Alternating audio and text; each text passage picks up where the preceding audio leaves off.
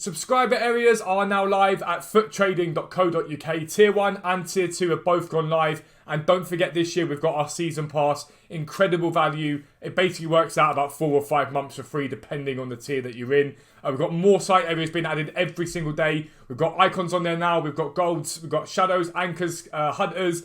We've got silvers going on very soon. We've got position change trading going on very soon. So make sure you check the website out. But for now, let's get into the video. Yo, what is up, guys? Welcome back to another new video with me, Fuzzball40. Don't forget to subscribe if you are new around here. We've gained thousands of subscribers since the start of FIFA 23. We're on the road to 40,000 subscribers. There'll be a massive giveaway once we hit that point. It makes a massive difference if you can sub to the channel. And if you can take the time to click that like button and comment down below, you'll see all my other videos. I try and comment back to every single comment I get. Any questions, queries, or if you just want to take the mick out of me, it is all good. Comment down below. But this video, and again, I want to make something clear to you guys. We don't long out these videos. We get straight into the point. If you guys are new around here, we don't long out 15-minute long videos, 20-minute long videos for stuff you guys don't need to know, basically. But we are due to get the 87 plus max hero pack. There's a lot of talk that it's coming tonight. Whether or not it does is irrelevant. This information is important for you guys no matter what happens, okay? So what's important when it comes down to an SBC? SBCs always cause the market to change depending on what the market is. So, for example, Dodo here may have seen Brazilians from the Italian Serie A bounce because he links them and stuff like that. Any SBC can affect the market. What happens when we get what we call roulette SBCs, these are base icon packs, mid icon packs, hero packs, is they create massive market panic and you can make a lot of coins. Even if your budget isn't massive, you can still do pretty well from them. So we're going to look at FUTWiz. We're going to take a check of what happened when the base icon SBC came out, get a rough idea of what you guys want to do tonight when it comes to making coins, and we'll be right back. Alright guys, welcome to FUTWiz, the best FIFA website out there in our opinion. We work with them on the website. They are great people and we're very lucky in what we do. But this here is Shevchenko, and he was a guy that I made quite a lot of coins at when the base icon SBC came out. If ever you want to get a rough idea of pricing, the graphs on FUTWiz are brilliant and they give you an idea of the cost of cards, basically. So Shevchenko is an important one because when we got the sort of hint that the base icon was coming, Shevchenko saw a nice dip and he kept dipping, right? By the time the base icon SBC came out, he got very, very low before rebounding quite nicely to 223. And actually, I saw a few sell for 230, 235 the day after. What the graphs on FUTWiz do is they give you an average price at that time, okay? But it's important to note something, that the average price is just that. It will pick up the high point, it will pick up the low point and give you the median value in the middle of that, okay? So I know I picked up quite a few Shevchenkos at that point at 180 and I sold them for 210, 215 overnight. I actually undersold them because he shot up even more than that. So when the pack dropped, there was already some little bit of panic before the pack came out. Then the moment that the pack came out, everyone started listing them up.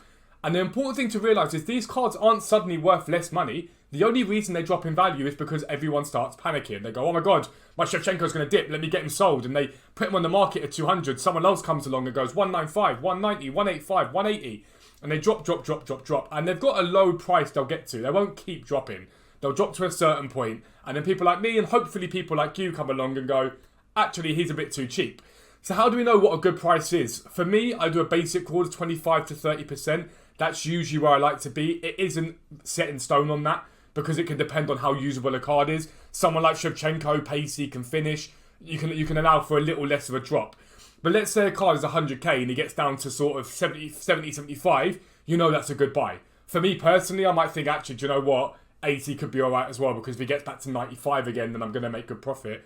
Really, the point that you know that is at the end is, as you see the drop start to happen, you'll start to see them get bought up quite quickly and you can use that knowledge. And the reason for that is most of the people that are buying those cards up will tend to be traders and they'll start to go, right, I've seen this before.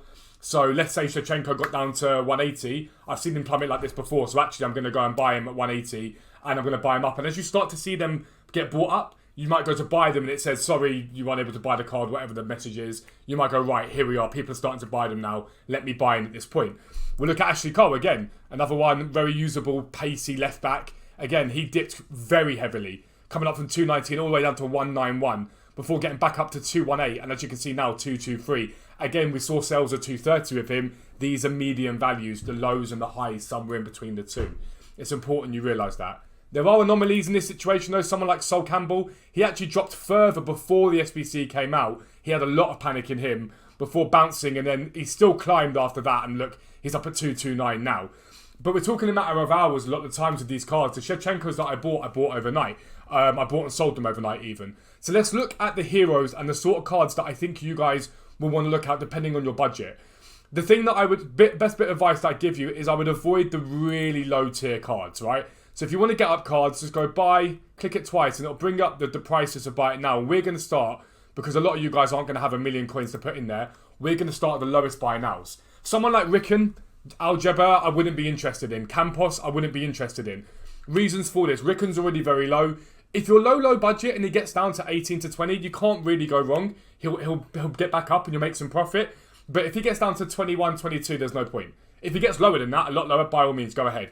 Algeba, again, if he gets down to that low sort of 18, 20, then maybe fine. But not many people run Algeba because he doesn't really provide many links. George Campos, MLS keeper, no one really cares about. We start to get to the point where we look at players with the likes of Peter Crouch, or you guys that are low budget. Someone that's 38k, if we're looking for a drop off on him, we're looking to want to get him down towards the 30k mark. That's really where we want to be thinking about him. And again, will he get back to 38k? Possibly not. But if he gets back to the 35, 36, and you've gone and bought 10 of them, you're going to get yourself maybe 30k profit from what's going to be about 5 minutes work. Literally 5 minutes work. So if that's where you're in a situation, you've got that sort of coin total, you can make a bit of easy coins there by buying him. Tim Cahill, I think, could be a very good one, and Dudek, the Premier League, they always tend to do well. Tim Cahill, a lot of people love Cahill. I don't know why he's so cheap. Ole Gunnar Solskjaer, again, is a very good one. Decent pace, can shoot. He's more than well-rounded for people that want to use him. I see him in so many Man United past and present teams. And again, if we're looking at that 25 to 30% drop-off, 40k is really where you want to be looking, absolute max. But again, if these cards don't get down to that price, then you maybe can buy in a little bit heavier. What you want to do, though, is let's go look at Ole Gunnar Solskjaer and have a little look at him and see what's happened. As you can see, on Friday, he was 62k. He's now down at 49. 49k. He's already down. And what is that? That is the pre-panic. People already selling off these cards because everyone's hyping up this pack to come tonight. So people are already selling them, not wanting to buy them, not wanting to invest in them. And so what you might see happen is what we saw happen with some of the icons. Well, actually, from 49, he dips down to 44, 43, but gets back to 54, 55 again once that panic ends. Once that panic is over.